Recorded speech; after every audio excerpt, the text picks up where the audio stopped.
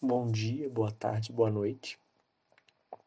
Especialmente boa noite, já que, como é bem sabido, é um podcast esse dedicado às atividades noturnas e mais especialmente ainda à atividade noturna do sono. Então vamos começando mais um podcast. Hoje eu decidi falar sobre algumas situações engraçadas vendendo, talvez não engraçadas, né? Mas assim, inusitadas, vendendo antiguidade. Primeiro porque quando você começa a trabalhar com o ramo de antiguidades e as pessoas eventualmente começam a te procurar para comprar ou vender coisas, né? Às vezes elas querem vender para você revender e tudo mais. Começam a aparecer coisas estranhas, né? Eventualmente. Ou você começa a lidar com situações ou pessoas um pouco excêntricas, vamos falar assim. Excêntricas por um lado, mas pode ser idiota por outro também. Então, como aquele programa de televisão Trato Feito diz, não sei se você já viu esse programa, né? O programa do cara que lá que tem a loja de antiguidade. E, e aí na abertura, né, do programa ele fala, eu nunca sei o que pode entrar por aquela porta, né? Porque realmente é uma loja muito grande, muito bem conceituada e as pessoas vão lá vender coisas às vezes incríveis, né? Às vezes não é nada demais, mas às vezes é uma coisa mais incrível. E aí ele fala, bem, eu nunca sei o que pode entrar por aquela porta, né? Pode entrar um cara querendo vender uma roupa antiga, normal. Pode entrar um cara querendo vender o paletó que o presidente Kennedy usou no dia que ele morreu, sei lá. E esse é o sentimento de quem trabalha com antiguidade. Em algum momento ou outro, as pessoas aparecem vendendo coisas para você que são meio estranhas. Ou elas falam coisas, reagem às antiguidades de uma maneira estranha. Então, eu lembrei disso hoje que eu estava tomando banho ali. E aí, tomando banho, eu lembrei, né, de uma situação especial. Não sei por quê. De quando eu trabalhava vendendo antiguidade. Olha o sono vindo. Tem que estar vindo para você também.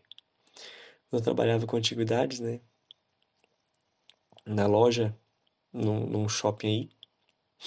E, bem, eu não era o dono da loja, né? Mas o dono da loja ele permitia que eu vendesse colocasse as minhas antiguidades ali em cima e vendesse, né? Então, colocar em cima da bancada. Então eu colocava lá e eventualmente alguém olhava as minhas coisas, comprava o dinheiro, ficava para mim e tal, claro, obviamente. Então chegou um dia um rapaz, um jovem, um adolescente, pré-adolescente, não sei, devia ter uns 15, 16 anos, olhando algumas medalhas, né, que estavam ali em cima da mesa e que eram minhas. Ele não sabia o que que era, ele queria perguntar, né? Ficou curioso. Ah, o que que é essa medalha aqui? Eu falei, não, essa medalha aí é da Segunda Guerra dos Estados Unidos. Ah, e essa aqui? Não, essa é a medalha alemã, né? E tal, da, de prata, uma medalha de prata aí da Alemanha, da década de 60 e tal. Ah, é essa aqui, não, essa aqui é da União Soviética, né? E comemorativa da vitória da Segunda Guerra Mundial. Ele ficou logo muito interessado nessa medalha aí, né? As medalhas de guerra e tal. Aí ele falou, não, vou ver aqui com meu pai se ele compra pra mim, quanto é que é. Eu falei, não, qualquer coisa eu faço desconto. Não sei o que, quanto é que é. Eu falei, não, essa é R$ 60, era R$ 100, não lembro. Acho que era 50. 60, 50, eu fiz pra ele por 50. Aí ele virou pro pai dele, né? Falou, não, pai, você compra essa medalha aqui pra mim? Não, tá, até R$ 50 eu compro. Não, ele faz por 50, beleza. Então o cara, essa medalha aqui. Não, que medalha é essa aí? Não, uma medalha da União Soviética. Aí o pai, é um pai reacionário, né? Um bolsonarista com certeza. Não, que essa medalha da União Soviética? O comunismo matou mais de 1 milhão. Essa aqui é. Não tem outra que você gostou? Não, não, até tem essa aqui da Alemanha. É, a Alemanha é melhor. Leva essa aí, leva uma da Segunda Guerra. Uma medalha da Segunda Guerra da Alemanha. Eu falei, não, não é da Segunda Guerra, não. Essa medalha é da década de 60. Ele, tudo bem, mas pode ser. Ou seja, a lógica do cara é que era melhor levar uma medalha da Alemanha, né? Vulgo lar do nazismo, do que uma medalha da União Soviética. Eu achei engraçado isso. Só que engraçado de um ponto de vista negativo. Teve uma outra vez nessa loja, quando eu trabalhava nessa loja, tinha uma espada nessa loja. Uma espada da antiga, né? Do exército também. Tem um brasão da República. Igual toda espada militar, desde a República, tem um brasão da República. Antigamente tinha o brasão do Império. Pois bem, aí tinha um rapaz, ela tava olhando e tal. Aí ele olhou pra. Começou a conversar comigo, né? Falou sobre. Perguntou sobre algumas coisas. Aí ele viu a espada, né? Quanto é que tá essa espada aqui? Aí eu falei, R$ 700, 800, não lembro. Tava barata, assim, uma espada que costuma ser mais cara do que isso. Uns 1.200, tava por 700. Aí ele olhou pra espada, viu o brasão da República, né? Depois de perguntar o preço. Aí ele viu, né? Apontou pro brasão e falou, apontando pro brasão, falou, pois pra mim não vale R$ 5. Aí eu, ok, ok. Aí disso, né, ele começou a falar de outras coisas, foi falando de outras coisas ali. Aí daqui a pouco ele foi falando que a monarquia brasileira foi muito boa, não sei o quê, enfim, foi falando coisa ali que em nenhum momento ele falou que era um monarquista, né? Mas todas as opiniões dele eram opiniões de um monarquista, né? Ele apontando ali para o brasão da República e falando que não valia nada. Depois começou a falar bem da monarquia, do brasileiro. Mas essa não é a parte realmente engraçada, talvez. Mas em algum momento disso aí, de monarquia, ele começou a falar de como o Brasil participou da Guerra do Vietnã. E assim, o Brasil não participou da Guerra do Vietnã, caso você não saiba, né? Caso lhe falte esse conhecimento, que ninguém é obrigado a saber, mas o Brasil não participou da Guerra do Vietnã. Mas ele falou, não, quando o Brasil participou da Guerra do Vietnã, e não sei o que e tal. Uhum, sim, claro. Quando o Brasil mandou suas tropas para lutar na década de 60, 70 no Vietnã, com certeza, foi dessa maneira. E aí, falando disso, daqui a pouco ele já pulou, não, porque você sabe que o Wi-Fi, sabe o Wi-Fi, né? Evidentemente, respondi que eu sabia o que era o Wi-Fi. Não, porque o Wi-Fi já existe há muito tempo. O Nicolau Tesla que inventou o Wi-Fi. Aí eu, deve ter sido ele que inventou mesmo, né? Talvez, não sei, né? Como eu não sei quem foi, pode ter sido ele. Enfim, não, porque o Wi-Fi, o Wi-Fi é uma onda eletromagnética. Pela primeira vez ele falou alguma coisa que era verdade. Eu concordei. Realmente, Wi-Fi é uma onda do tipo eletromagnética. Caso você não saiba, existem dois tipos de ondas, as ondas eletromagnéticas e as ondas mecânicas. E o Wi-Fi é uma onda eletromagnética. Pois bem, ele falou, o Wi-Fi é uma onda eletromagnética. Eu falei, correto. Aí ele vai, mas todo fio gera uma onda eletromagnética, né? Todo fio elétrico. A segunda verdade que esse homem me disse em toda a sua conversa. Um fio, uma corrente elétrica gera uma onda eletromagnética. Pois bem, premissa A, Wi-Fi é uma onda eletromagnética. Premissa B, correntes elétricas geram ondas magnéticas.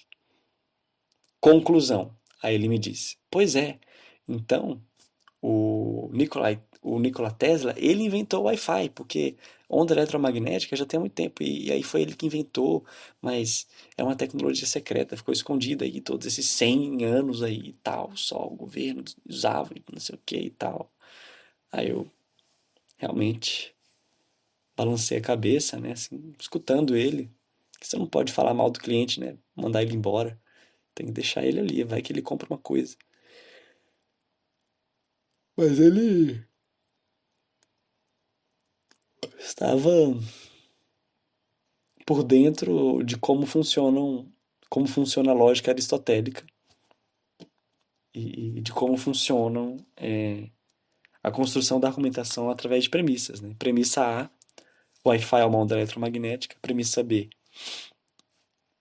correntes elétricas geram ondas eletromagnéticas. Conclusão, o Wi-Fi existe há muito tempo, desde que existe correntes elétricas, né? E, supostamente foi o Nikola Tesla que usou pela primeira vez uma corrente elétrica para produzir o Wi-Fi, né? Enfim, ou seja, transmitir informações, guardar informações dentro de alguma onda eletromagnética, né?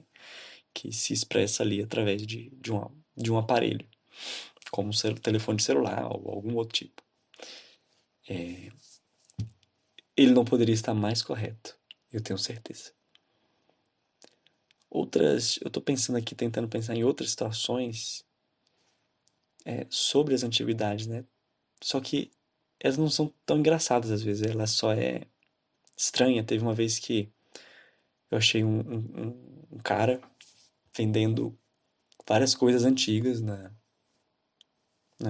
tal.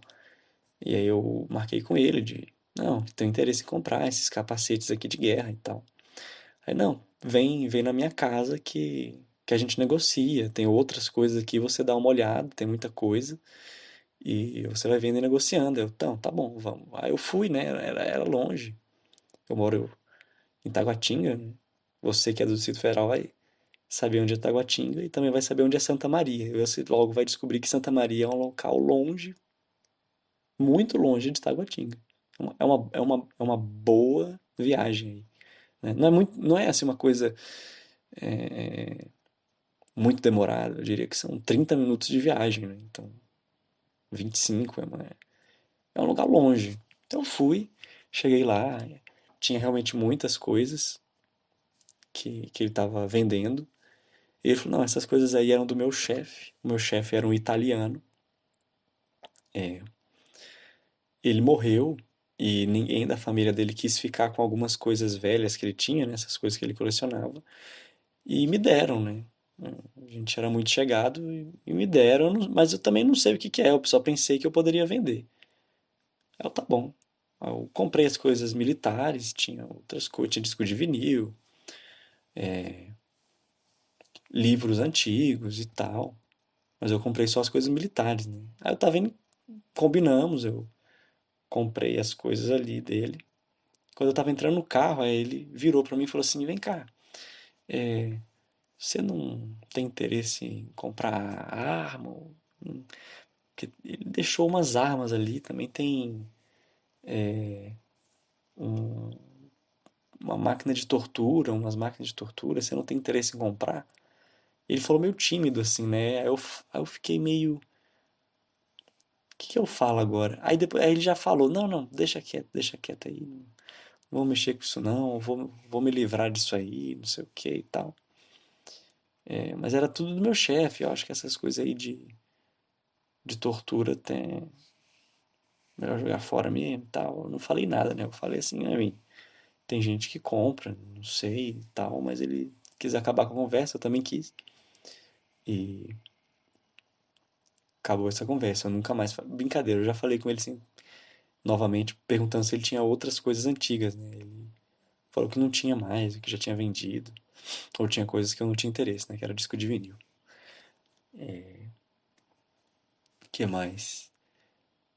Situações aí de. O que acontece muito com você vendendo antiguidades é da pessoa querer achar legal uma antiguidade, ele quer comprar, mas não sabe o valor que aquilo tem. Assim, antiguidades são coisas caras. Nem todas, sabe? Mas são coisas que demandam, que têm um valor maior, né? Então demanda assim que a pessoa ela entenda um pouco sobre o que que ela está comprando, o que que ela está procurando, para saber quanto vale, né? Enfim, tem a questão da raridade, a questão da o estado de conservação, tudo isso altera o preço, e tal. E o que acontece muito é a pessoa que tem interesse em uma coisa e por ser uma coisa pequena, ela acha que não vale muito dinheiro. E aí ela, sei lá, olha para uma medalha que custa R$ 120 e fala, faz por 30? Eu falo, não, não tem como fazer por 30. É uma peça, é uma medalha, é uma coisa pequena, mas que custa R$ 120. Né, e sempre acontece isso assim, eu coloco um preço mais acessível para as minhas antiguidades, né? Eu sei que é uma coisa cara, então eu tento sempre colocar um preço menor para que as pessoas possam ter mais contato com as antiguidades e ter uma antiguidade em casa, que é uma coisa cara. Então, por exemplo, essa medalha de 120 eu estava vendendo por R$ 100, né? Enfim, R$ 20 mais barato. É tipo assim, é o frete que você está economizando ali. E aí sempre tem a pessoa que pergunta, faz por 30? Faz aí por 30. Eu não posso fazer por 30. Custa 120, custa R$ 150. Eu estou fazendo por 50 já. Para vender mais rápido e para que as pessoas possam comprar uma antiguidade legal. Sei que muita gente que compra algumas antiguidades não é um colecionador, mas é porque gosta do assunto que aquela antiguidade ali remete, né? E tem interesse. Isso é muito chato. Muito chato. Mas sempre acontece. O cara que quer comprar coisa quase de graça, né? E isso me deixa um pouco irritado. Porque quando a pessoa pergunta isso é porque ela não sabe o que ela está comprando. Ela não entende ali direito a lógica da antiguidade. Claro que tem um contrário, né? Tem as pessoas que às vezes vão te vender uma antiguidade e por não saber o preço, ela acha que é muito barato, né? Vende por muito barato. E na verdade vale mais. Mas pode ser o inverso também. A pessoa às vezes ela olha, isso aqui é antigo, coisas antigas são caras, logo vou pedir uma fortuna que eu acho que vale isso aqui. E aí às vezes é uma coisa muito comum. Ainda que seja antiga, é uma coisa comum, ou uma coisa que não tem procura, ninguém procura aquilo. Então, do ponto de vista comercial, né, não tem nenhum valor. Nenhum assim, né? É um valor bem abaixo do que a pessoa esperaria. Claro que valor histórico, valor de lembrança ou de análise, né? Enfim, é uma coisa. Isso não tem valor, né? Definido. Não tem como definir isso. Tudo é valoroso nesse sentido. Mas para o mercado, né, o capitalismo ele precifica tudo e então ele cria preço para tudo. E uma das coisas que define o preço de uma atividade, primeiro, é a raridade. Segundo, o estado de conservação. Não necessariamente eu estou colocando em ordem aqui, tipo, uma coisa é mais importante que a outra, né? Mas assim, a raridade tem o estado de conservação e se aquele item é um item procurado, se as pessoas vão comprar, se as pessoas. Pode ser uma coisa até bastante rara, mas se ninguém procura aquilo, se ninguém sabe que aquilo existe, no mercado aquilo não tem valor alto, por mais que seja raro, né? Então, às vezes, é muito comum acontecer isso. A pessoa pega, né, um item, esse aqui é muito antigo, é do meu avô, tem 100 anos, tem 120 anos, é o quê? É o óculos do meu avô, de 100 anos atrás. Aí a pessoa, eu quero R$ 1.000. E você fala, olha, ninguém compra óculos antigos tanto assim, não é uma coisa muito procurada. Óculos antigos, por mais que sejam muito antigos, existem em grande quantidade por aí disponível, você pode encontrar eles. Então, eu vou te pagar R$ 50 por esse óculos e não R$ 1.000. E a pessoa fica brava, pode ficar decepcionada. Não sei, mas ela às vezes pode se sentir ofendida também. Ah, que eu... mais antiga, é do meu vô e tal. Sim, eu entendo que é do seu vô. Tem um valor afetivo pra você, mas assim, quem vai comprar não quer saber de quem era esse óculos, a não ser que seu avô fosse uma pessoa muito importante, tivesse como você provar que esse óculos pertenceu ao seu avô muito importante, por exemplo, se ele foi o presidente Getúlio Vargas, com certeza alguém gostaria de comprar esse óculos por R$ 1.000, inclusive mais do que R$ 1.000. Mas fora isso, não. Né? E isso também é curioso, assim, as antiguidades de quem era, né? Quando você consegue, isso altera o valor delas, né? Eventualmente de a quem pertenceu. Claro que o valor de uma antiguidade muda quando você sabe a quem ela pertenceu e se ela for uma pessoa importante, né? Conhecida. Não necessariamente importante, mas conhecida. Porque tem muitas pessoas que foram importantes, mas não são lembradas. Por exemplo, teve uma mulher um dia que chegou na loja de antiguidades e falou assim: Não, porque eu tenho um brasão da República em ferro que era para colocar, né, na frente assim dos portões, não sei o quê, que era do meu tio-avô, que foi um político importante na década de 40, 50, 40, e não sei o quê. Aí ela queria muito dinheiro nesse brasão. Queria vender por muito dinheiro, né? Eu falei, olha, eu vou falar com o meu chefe se ele tem interesse, mas eu sei que por esse preço aí que a senhora está querendo, ele não vai comprar. Ah, mas era do político lá importante na década de 50. Pois é, de um político importante na década de 50. Ele não é lembrado hoje. Ele não é importante hoje. Assim, ninguém lembra quem é ele. Ele foi um cara importante lá na época que ele estava vivo. Depois que ele morreu, ele não é lembrado. Então, ninguém vai comprar esse brasão porque pensando em quem era o dono dele, né? Seria diferente se fosse, por exemplo, se você tivesse um brasão do Juscelino Kubitschek, que é uma pessoa até hoje muito lembrada, muito famosa, importante. Não que o seu tio-avô lá não tenha sido importante, mas é porque ele não é lembrado. E as pessoas, o mercado, né, tem, enfim, ele busca aquilo, aquelas pessoas são lembradas e tal. Aí o preço aumenta, né? Enfim, é assim que funciona. É uma coisa muito louca, né? O mundo das antiguidades. E o perfil, às vezes, da pessoa que compra antiguidade. Cada ramo da venda de antiguidades tem um perfil de pessoa também, né? Por exemplo, o pessoal que compra coisa militar são militares ou pessoas que gostam desse assunto e tem um perfil político bem parecido, né? Que é o da direita, uma pessoa ali reacionária e tal. Claro que não é todo mundo, mas assim, eu coleciono há mais de talvez 10 anos e colecionadores de antiguidades militares que eu conheço que não são de direita, ou seja, eu estou incluindo aí centro e esquerda, eu acho que eu conheço umas 7,